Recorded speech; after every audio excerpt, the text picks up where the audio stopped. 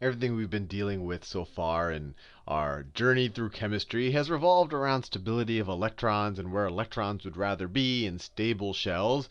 And like all things in life, if you explore the atom a little further, you'll realize that electrons are not the only stuff that's going on in an atom. That the nucleus itself has some interactions or has some instability that needs to be relieved in some way, and that's what we'll talk a little bit about in this video. So, and actually the mechanics of it are well out of the scope of a first year chemistry course, but it's good to at least know that it occurs. And one day when we study the strong nuclear force and quantum physics and all the like, then we could start talking about exactly why these protons and neutrons and their constituent quarks are interacting the way they do. But with that said, let's at least think about the different types of ways that a nucleus can essentially decay.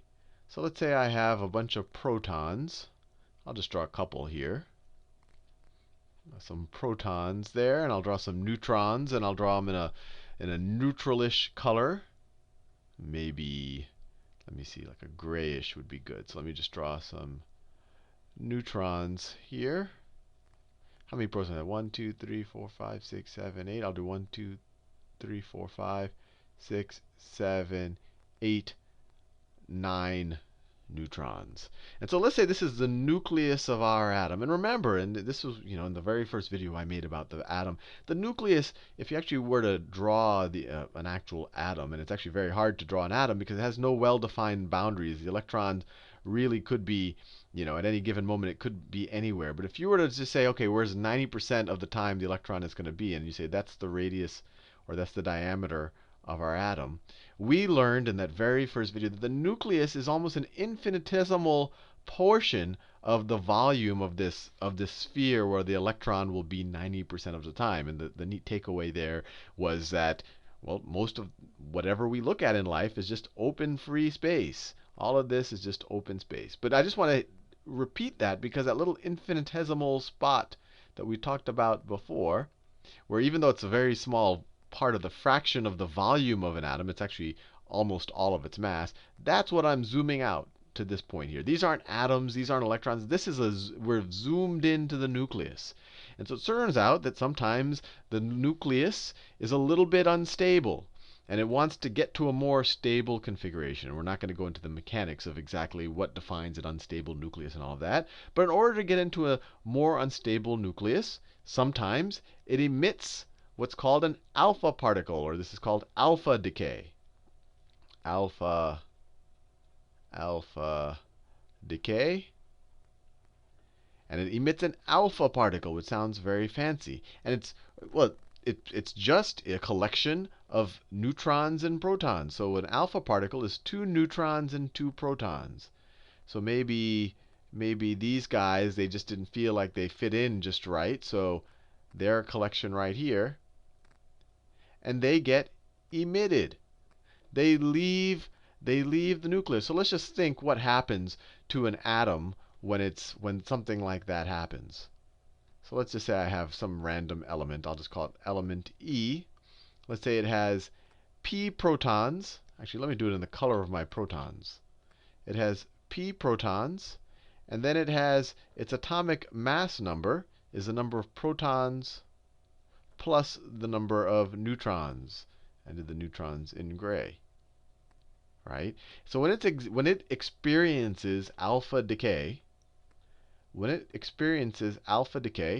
happens to the element? Well, its protons are going to decrease by 2. So its protons are going to be p minus 2.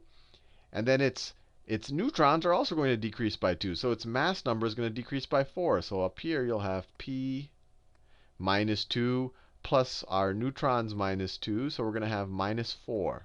So your mass is going to decrease by 4, and you're actually going to turn into a new element. Remember, your elements were defined by the number of protons. So in this alpha decay, when you lose those, you're losing 2 neutrons and 2 protons, but especially the protons are going to make you into a different element. So if we call this element 1, I'm going to just call it, we're going to be at a different element now, element 2. And if you think about what's generated, so we're emitting something that has 2 protons, and it has 2 neutrons. So its mass is going to be the mass of the 2 protons and 2 neutrons. So what are we emitting? We're emitting something that has a mass of 4. So if you look at what is 2 protons and 2 neutrons, actually I don't have the periodic table on I forgot to cut and paste it before this video, but it doesn't take you long on the periodic table to find an element that has 2 protons, and that's helium, and it actually has an atomic mass of 4.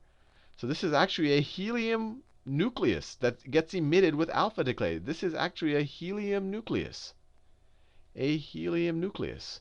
And because it's a helium nucleus and it has no electrons to bounce off its 2 protons, you would call this would be a helium ion. So it would essentially it has no electrons, it has 2 protons, so it has a +2 charge. +2 charge. So an alpha particle is really just a helium ion, a +2 charged helium ion that is spontaneously emitted by a nucleus just to get to a more stable state. Now that's one type of decay. Let's explore the other ones. So let me draw another nucleus here. I'll draw some neutrons.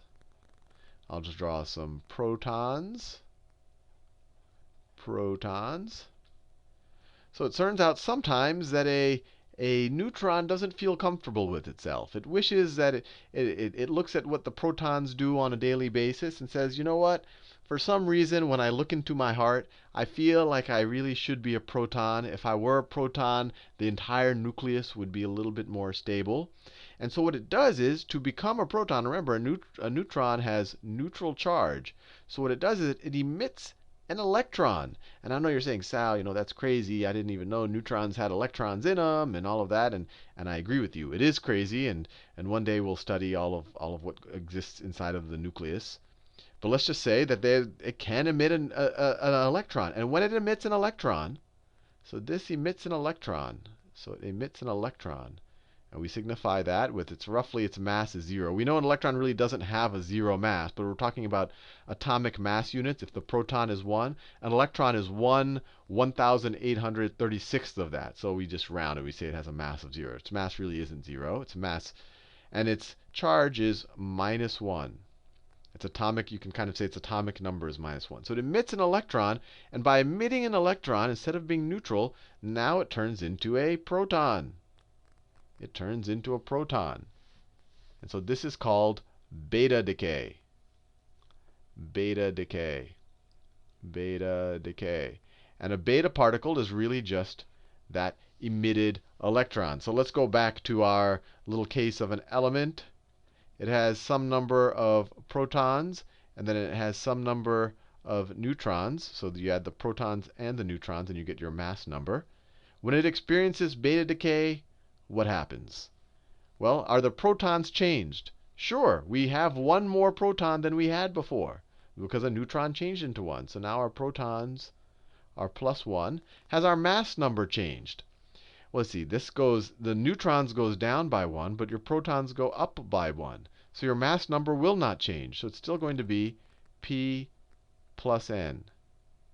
So your mass stays the same, unlike the situation with alpha decay. But your element changes. Your number of protons changes. So now you're dealing with a new element in beta decay. Now, let's say we had the other situation. Let's say we have a situation where one of these protons looks at the neutrons and says, you know what? I see how they live, and it's very appealing to me. I think I would fit in better, and our community of particles we could call them of particles within the nucleus would be happier. If I too were a neutron, we'd all be in a more stable condition. So what they do is that little uncomfortable proton has some probability of emitting, and now this is a new idea to you, a positron, not a proton. It emits a positron. And what's a positron? It's something that has the exact same mass as an electron. So it's 1/1836th of the mass of a proton, but we just write a 0 there because in atomic mass units it's pretty close to 0. But it has a positive charge. And it's a little confusing because they'll still write E there. Whenever I see an E, I say, oh, I think an electron. But no, they say E because it's kind of like the same type of particle, but instead of having a negative charge, it has a positive charge. This is a positron. Positron. And now we're starting to get kind of exotic with the types of particles and stuff we're dealing with. But this does happen. And if you have a proton that emits this particle that pretty much had all of its positive charge going with it, this proton turns into a neutron. And that is called positron emission. Positron emission is usually pretty easy to figure out what it is because they call it positron emission. So if we start with the same E, it has a certain number of protons, a certain number of neutrons. What's the new element going to be? Well, it's going to lose a proton, p minus 1, and that's going to be turned into a neutron. So p is going to go down by 1, n is going to go up by 1, so that the mass of the whole atom isn't going to change. So it's going to be p plus n. But we're still going to have a different element, right? When we had beta decay, we increased the number of protons. So we went kind of to the right in the periodic table, or we increased well, you get the idea. When we do positron emission, we decreased our number of protons. And actually, I should write that here in both of these reactions. So this is the positron emission, and I'm left over with one positron. And in our beta decay, I'm left over with one electron. They're written the exact same way. You know this electron because it's a -1 charge. You know this is a positron because it has a +1 charge.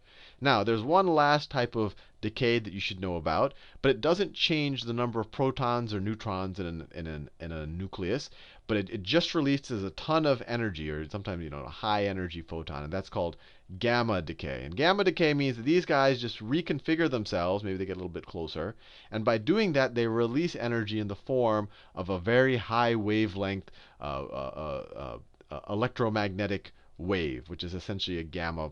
You could either call it a gamma particle or a gamma ray. And there's very high energy gamma rays are something you don't want to be around. They're very likely to maybe kill you. So everything we did, I've said a little theoretical. Let's do some actual problems and figure out what type of decay we're dealing with. So here I have 7 beryllium, where 7 is its atomic mass. And I have it being converted to 7 lithium. So what's going on here? My beryllium, my nuclear mass is staying the same, but I'm going from 4 protons. I'm going from 4 protons to 3 protons. So I'm reducing my number of protons. My overall mass hasn't changed, so it's definitely not alpha decay. Alpha decay was, you're releasing a whole helium from the nucleus. So what am I releasing? I'm kind of releasing one positive charge, or I'm releasing a positron. And actually, it's here in this equation. This is a positron. Positron. So this type of decay of 7 beryllium to 7 lithium is positron emission. Fair enough. Now let's look at the next one. We have uranium-238 decaying to thorium-234. And we see that the atomic mass is decreasing by 4, -4. And you see that your atomic number is decreasing, or your protons are decreasing by 2. So you must be releasing essentially something that has an atomic mass of 4 and an atomic number of 2, or a helium. So this is alpha decay. So this right here is an alpha particle. Alpha particle, and this is an example of alpha decay. Now, you're probably saying, hey, Sal, wait, something weird is happening here, because if I just go from 92 protons to 90 protons, I still have my 92 electrons out here. So wouldn't I now have a -2 charge? And even better, this helium I'm releasing, this helium, it doesn't have any electrons with it. It's just a helium nucleus. So doesn't that have a +2 charge? And if you said that, you would be absolutely correct. But the reality is that right when this decay happens, this thorium, it has no reason to hold on to those 2 electrons. So those 2 electrons disappear, and thorium becomes neutral again. And this helium, likewise, it is very quick. It really wants 2 electrons to get stable, so it's very quick to grab 2 electrons out of wherever it's bumping into, and so that becomes stable. So you could write it either way. Now let's do another one. So here I have iodine release. Let's see what's happening. My mass is not changing. So I must just have protons turning into neutrons or neutrons turning into protons. And I see here that I have 53 protons, and now I have 54 protons. So a neutron must have turned into a proton. A neutron must have gone to a proton. And the way that a neutron goes to a proton is by releasing an electron. And we see that in this reaction right here. An electron has been released. And so this is beta decay. This is a beta particle. Beta. This is beta decay. And that same logic holds. You're like, hey, wait, I just went from 53 to 54 protons. Don't I have, now that I have this extra proton, won't I have a positive charge here? Well, you would. But very quickly, this might get, maybe it probably won't get this exact electron. There's so many electrons running around. But it'll grab some electrons from some place to get stable, and then it'll be stable again. But you're completely right in thinking, hey, wouldn't it be an ion for some small amount of time? Now let's do one more. So we have 222 radon. It has an atomic number of 86, going to 218 polonium with atomic number of 84. And this is actually just an interesting aside. Polonium is named after Poland because Marie Curie, she at the time, Poland, this was at the turn of the last century, around the end of 1800s, Poland didn't exist as a separate country. It was split between Prussia, Russia, and Austria, and they really wanted to let people know that, hey, we think we're one people. So they discovered that when radon decayed, it formed this element. They named it after their motherland, after Poland. So it's the privileges of discovering new elements. But anyway, back to the problem. So what happened? Our atomic mass went down by 4. Our atomic number went down by 2. Once again, we must have released a helium particle, a helium nucleus, something that has an atomic mass of 4 and a atomic number of 2. And so there we are. So this is alpha decay. Alpha decay. We could write this as a helium nucleus, so it has no electrons, and we could even say immediately that this would have a negative charge, but then it loses